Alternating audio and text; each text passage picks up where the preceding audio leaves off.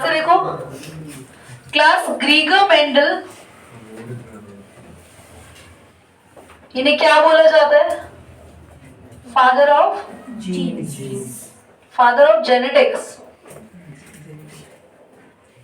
Jeans लिख दिया क्या तुम लोगों ने? Father of genetics. So genetics के फादर हैं ये, क्योंकि इन्होंने जीन्स पे रिसर्च करी, इन्होंने जीन्स के ऊपर हमें बहुत सारे एक्सपेरिमेंट करे, बहुत सारी चीजें प्रूव करके बताई। तो क्लास इन्होंने ना मैक्सिमम अपने सारे एक्सपेरिमेंट पी प्लांट पे किए थे। He did all the experiment in pea plant.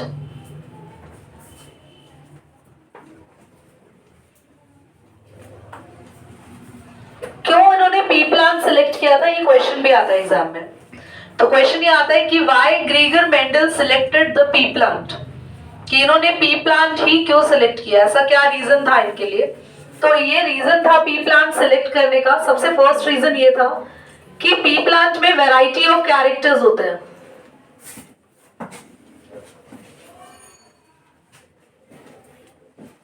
जैसे कि कुछ प्लांट टॉल होते हैं तो कुछ ड्वार्फ, टॉल को कैपिटल टी से रिप्रेजेंट करते हैं, ड्वार्फ को स्मॉल टी से रिप्रेजेंट करते हैं। माना जाता है ये डोमिनेंट जीन है और वो रिसेसिव जीन है, ठीक है।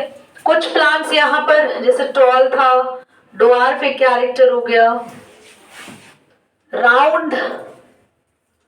Round seed and wrinkled seed. आपको पता है रिंकल्ड सीड का मतलब क्या है?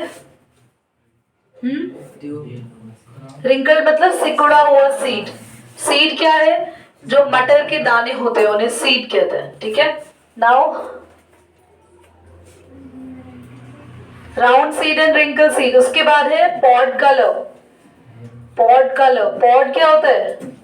मटर के जो छिलके का कलर होता है, एक्चुअली छिलका जो होता है उसे पॉड बोलते हैं, और जो ये अंदर दाने होते हैं वी कॉल इट सीड। तो pod colour green and yellow, ठीक है। पर यहाँ पे ना पॉड कलर येलो डोमिनेटिंग था, येलो था डोमिनेटिंग पॉड कलर में, येलो डोमिनेटिंग था। दीदी हमारे यहाँ तो हमने ग्रीन ही देखा है, बाहर की कंट्रीज के हिसाब से येलो डोमिनेटिंग रहा होगा, तो इसलिए ये लोग येलो मानते हैं। इसके अलावा फ्लावर कलर भी थे, बहुत सारी चीजें थी, टोटल कैरेक्टर्स थे, वो बाद में भी लिखवा देंगे आपको। तो इतने सारे वैरायटी ऑफ कैरेक्टर्स थे, इसलिए पी प्लांट को सिलेक्ट करा गया। और सेकेंड रीजन क्या था? Life span is very short. देखो आप किसी पर एक्सपेरिमेंट कर रहे हो तो आप उसके जनरेशन ही ना देख पाओ। मान लो ग्रीगर मेंडल एक्सपेरिमेंट ह्यूमन पे करता तो 9 मंथ जाके तो बेबी होता, और कैरेक्टर ऑब्जर्व होते जब वो 15-18 साल का बच्चा हो जाता, तो तब तक तो ग्रीगर मेंडल हो सकता है एक ही जनरेशन देखते, दूसरे तक तो खुद ही ऊपर पहुंच जाते जब तक रिजल्ट देते। तो और वो पता नहीं रिजल्ट देने लायक इतना लंबा समय, इतना थोड़ी वेट करेंगे। तो उन्होंने ऐसा कोई स्पीशीज सिलेक्ट किया जिसके जनरेशंस बहुत जल्दी हमें ऑब्जर्व हो जाए। तो काफी छोटा सा रिप्रोडक्टिव स्पैन होता है, लाइफ स्पैन काफी छोटा होता है, कम टाइम में ज्यादा से ज्यादा रिप्रोडक्शन हम इनका करा सकते हैं। तो साथ ही reproduction is easily feasible, is easily done। Reproduction बहुत आसानी से हो पाता है, लाइफ स्पैन बहुत छोटा है, कैरेक्टर्स बहुत सारे हैं यहाँ पे। तो ये सब वजह से ना हमने यहाँ पे मेंडल ने यहाँ पे पी प्लांट को सिलेक्ट किया। और ये एक और, irrespective of whether it can be grown anywhere, कहीं भी ग्रो कर सकते हैं इसको, मतलब ऐसा जरूरी नहीं कि हाँ इन्हीं जगह पे ये ग्रो होगी, ग्रो इनको कहीं भी कर सकता है। तो ग्रोइंग के लिए भी कोई ऐसा इशू नहीं था। और वो इररिस्पेक्टिव ऑफ वेदर इसलिए कह रहे हैं कि बाहर की कंट्रीज में तो हमेशा ठंडी होती है, तो और आपने देखा है कि मटर का सीजन ठंड में ही आता है, हम लोग के यहाँ तो गर्मियों में नहीं आती है ना। तो ग्रोथ इसका कभी भी हो सकता है वहां के लिए, क्योंकि वहां हमेशा ठंड रहती है, क्लाइमेट ही ठंडा रहता है ना, तो उन लोगों को सीजन वीजन की टेंशन नहीं थी, कभी भी इसे ग्रो कर सकता है, ठीक है।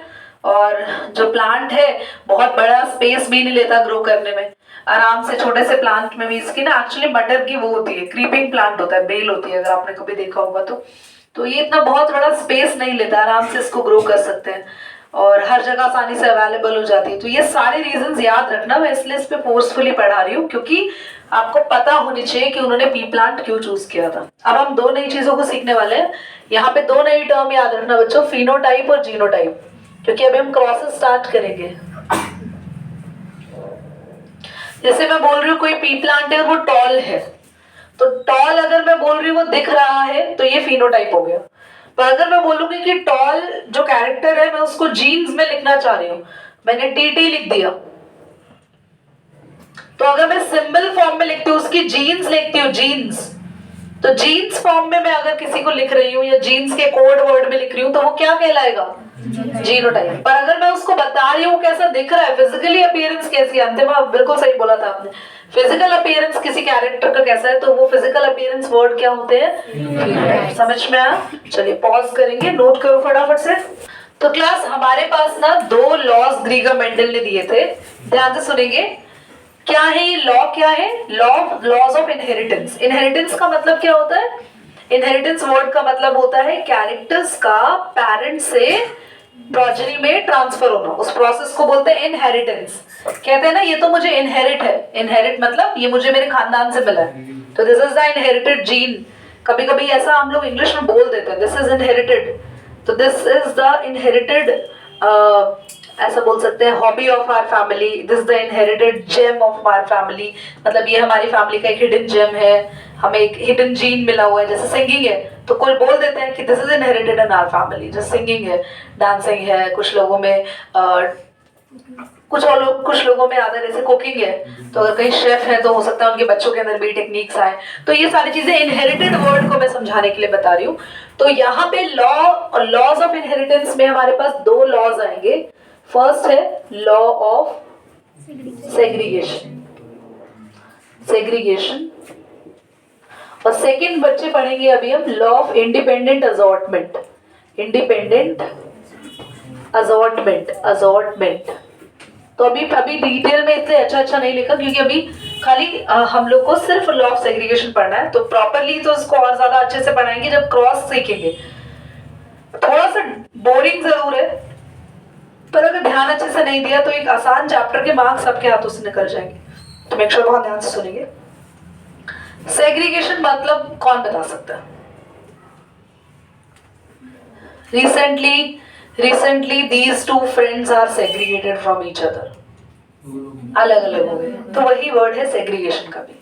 तो ये कह रहे हैं लॉ ऑफ सेग्रीगेशन के अंदर, मुझे एग्जैक्ट अगर आपको आपकी लैंग्वेज में पढ़ाना हो तो ये कह रहा है the characteristic or of an organism determined by the internal factors which occur in pairs, and यहाँ पे बोला है only one pair of a factor can be present in a single gamete। सुनो क्या कह रहे हैं कि जैसे मान लो किसी फादर से एक ट्रेट आ रहा है हाइट का, तो फादर तो ये कैपिटल टी देंगे, पर जब फादर से स्पर्म बनेगा तो स्पर्म के अंदर दोनों के दोनों जीन्स नहीं जाता है, कोई एक ही जीन ट्रांसफर होता है, क्योंकि दूसरा जीन किससे डेफिनेटली आने वाला है, ओवम से आने वाला है। हो सकता है मदर से ये वाला कैरेक्टर है तो मिलके बच्चे में स्मॉल टी और कैपिटल टी बनेगा।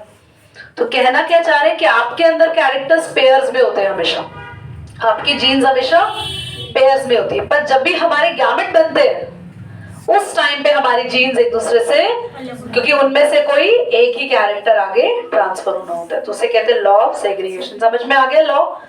पक्का? क्या समझ में आया आपको कि हमेशा हमारे बॉडी में जीन्स कैसे रहते हैं, पेयर्स में, बट जब भी गैमेट्स बनना होता है तो हमेशा सेपरेट हो जाते हैं और कोई सिंगल जीन अपने आप को एक्सप्रेस करती है। ठीक है, तो जीन्स हमेशा पेयर में रहती है, पर गैमेट बनने के टाइम पे ये अपने आप को सेपरेट करते हैं, इसे कहते हैं law of segregation. Next heading आप डाल लीजिए, सेकंड लॉ ऑफ इनहेरिटेंस है लॉ ऑफ इंडिपेंडेंट असॉर्टमेंट, और हम इसको पढ़ेंगे नेक्स्ट क्लास में। अच्छा 100 बटन आप लोगों को